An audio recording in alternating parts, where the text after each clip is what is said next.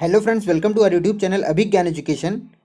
4 to 5 marks increase और decrease होने की जहाँ तक बात है, सभी शिफ्ट और सभी डेट्स को एनालाइज करने के बाद और जो रिवाइज्ड आंसर की आने का वेट है, उसके पहले जो केवीएस के द्वारा आंसर की जारी की गई थी, उस आधार पर अगर हम लोग बात करें तो यहाँ पे आप लोग देख पा रहे होंगे, ये रिमझिम की एनसीईआरटी की बुक है, जिसमें रिमझिम के भी भालू ने खेली फुटबॉल से एक क्वेश्चन आया हुआ था। वो 26 के सेकेंड शिफ्ट का पेपर था, जिसमें भालू ने खेली फुटबॉल रचना के आधार पर प्रश्न किया गया था, जिसमें दो ऑप्शन थे। उसमें यह पूछा गया था कि डाल के टूटने पर भालू ने क्या किया। तो यहाँ पे आप खुद से देख पा रहे होंगे कि डाल के टूटने पे उसमें जो दो ऑप्शंस थे, उसमें दोनों बातें यहाँ पे मेंशन है।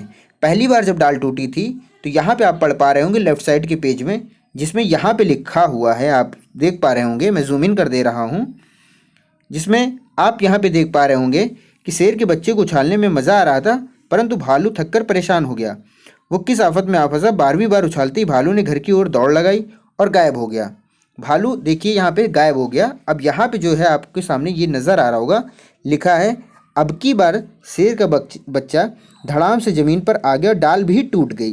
तो डाल यहाँ भी टूट रही है, और डाल इसके पहले जब पहली बार शेर के बच्चे को भालू ने उछाला था, तब भी डाल टूटी थी। तो पहले चांस में भालू ने शेर के बच्चे को लपक लिया था, बट सेकंड बार जब डाल टूटी तो भालू वहां से भाग गया। ये दोनों ऑप्शन उसमें गिवन थे, मतलब भालू भाग गया था या भालू ने शेर के बच्चे को लपक लिया था। तो यहाँ पे इसी तरीके से रिमझिम के भी 1 से 2 आपके आंसर सही होने के चांसेस है, जिन्होंने भी बी और सी मार्क किया होगा या जो भी उनके शिफ्ट में आंसर रहा होगा। मैंने एक पर्टिकुलर स्टूडेंट्स की रिस्पांस शीट देखी थी, तो उस आधार पर एनालाइज करने के बाद इस तरीके से सीडीपी में भी अगर हम लोग बात करें 21 से 28 फेब के बीच में, तो सीडीपी में ऐसा लग रहा होगा आप लोगों को कि 10 से 12 क्वेश्चन गलत हैं, बट ऐसा नहीं है। सीडीपी जो है वो केवीएस के आधार पर ही मानी जाएगी, एनआईओएस की और जो भी इग्नू की बुक्स हैं उसके आधार पर आपके हिसाब से नहीं होगा।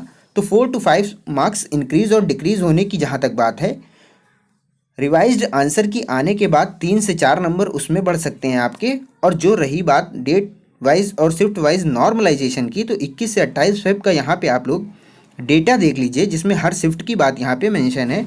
अगर शिफ्ट वाइज हम लोग बात करें तो यहाँ पे आपके सामने शिफ्ट वाइज में सबसे ईजी और सबसे हार्ड शिफ्ट की बात करें तो 21 फेब 2023 यानी 21 फरवरी 2023 की सेकेंड शिफ्ट में जो एवरेज स्कोर बच्चा कर रहा है वो सबसे कम है। हो सकता है कि यहाँ पे काफ़ी स्टूडेंट्स जो है कमेंट बॉक्स में अजीब अजीब बातें लिखें कि उनके लिए पेपर टफ था, बट मैं पढ़ने वाले स्टूडेंट्स की बात कर रहा हूँ, जिन्हें ये लग रहा है कि वो कट ऑफ क्लियर कर सकते हैं या वो बॉर्डर लाइन पे हैं। मैं ये वीडियो उन लोगों के लिए नहीं बना रहा हूँ जो कट ऑफ से कोसों दूर हैं, तो इसलिए आपके हिसाब से हो सकता है वो पर्टिकुलर शिफ्ट टफ आई हो, बट ऐसा नहीं है। वो शिफ्ट यहाँ पे जो डेटा लिया गया है उसमें वो शिफ्ट ईजी आ रही है, बाकी शिफ्ट भी जो भी 1-2 नंबर ऊपर नीचे हैं। इसी तरीके से 28 फरवरी की पहली शिफ्ट जो है बच्चों के बताए गए के द्वारा, जो भी है डेटा ये मेरे द्वारा खुद नहीं बनाया गया है, बच्चों ने जो डेटा दिया है उसी आधार पर ये आपको देखने को मिल रहा होगा। आप इसका स्क्रीनशॉट ले सकते हैं, खुद भी एनालाइज करिएगा। जब फाइनल आंसर किया है उसमें भी आप देखेंगे कि 28 फरवरी के पहली शिफ्ट का पेपर सभी शिफ्टों से ज़्यादा ईजी था। तो आप जब भी पेपर केवीएस के द्वारा रिलीज़ किया जाएगा तो आप लोग खुद ही एनालाइज करेंगे। हर शिफ्ट वाइज पेपर केवीएस अपनी वेबसाइट पे डाल देगा, तब आप आके कमेंट करिएगा कि हाँ सर आप सही कह रहे थे या गलत कह रहे थे।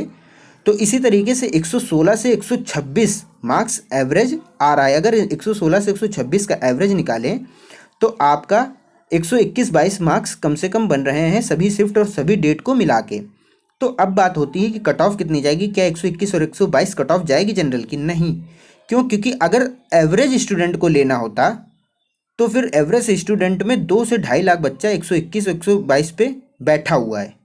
तो यहाँ पे बात होती है कि जनरल की कट ऑफ कितनी जानी चाहिए। ये मैंने जैसे आज पोस्ट डाली थी उसमें मैंने आपको मेंशन कर दिया है कि जनरल की और OBC SC ST PH candidate और EWS कैंडिडेट की जो कट ऑफ है एग्जैक्ट सभी डेटा को एनालाइज करने के बाद, और हो सकता है आपको सैटरडे तक फाइनल आंसर की दिख जाए, उसके बाद हो सकता है मैं आपको एक परफेक्ट कट ऑफ बताऊं। जिसे इंटरेस्ट होगा वो देखेगा, अदरवाइज़ कोई बात नहीं। मैं ज़बरदस्ती नहीं कह रहा हूं आपसे कि वीडियो को देखिएगा ही देखिएगा। आपका मन हो, आपको लगे कि हाँ मेरे लिए बेनिफिशियल रहेगा, तभी आप देखिएगा। सेकंड पॉइंट आ जाता है कि क्या कट ऑफ 121 और 122 जो इस आधार पे एवरेज आ रहा है उसी हिसाब से होगी, तो ऐसा नहीं है। जो एवरेज आता है उससे 5 से 7 नंबर ही कट ऑफ ज़्यादा डिसाइड होती है। जैसे 20-21 एवरेज आ रहा है तो 25-26 आपकी कट ऑफ जाएगी। तो इसी आधार पर एनालाइज किया गया है। अब डिपेंड ये करता है कि इसमें जो है सभी वर्ग सभी कैंडिडेट हैं, इसमें जनरल की कट ऑफ नहीं है। ये उस पर्टिकुलर शिफ्ट में अपीयर होने वाले सभी कैटेगरीज के स्टूडेंट का डेटा है। आप लोग यहाँ पे देख पा रहे होंगे, जो भी जिस शिफ्ट का होगा स्क्रीनशॉट ले लेगा। आप खुद से एनालाइज करिएगा कि किस तरीके से हमारी बात सही है कि नहीं, आपने कितना पढ़ाई की थी और उस हिसाब से आपके कितने मार्क्स आने चाहिए थे और आ कितने रहे हैं। तो आप खुद कैलकुलेट कर पाएंगे कि हाँ ये जो एवरेज निकाला गया है ये परफेक्ट है।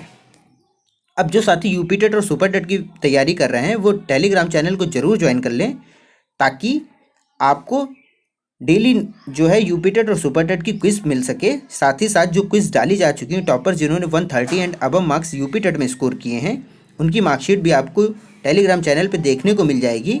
तो फटाफट जाके टेलीग्राम चैनल का लिंक डिस्क्रिप्शन बॉक्स में और कमेंट बॉक्स में दिया हुआ है, तो टेलीग्राम चैनल को ज़रूर ज्वाइन कर लीजिएगा। चैनल को यूट्यूब चैनल को सब्सक्राइब कर दीजिएगा। जय हिंद, जय भारत, धन्यवाद।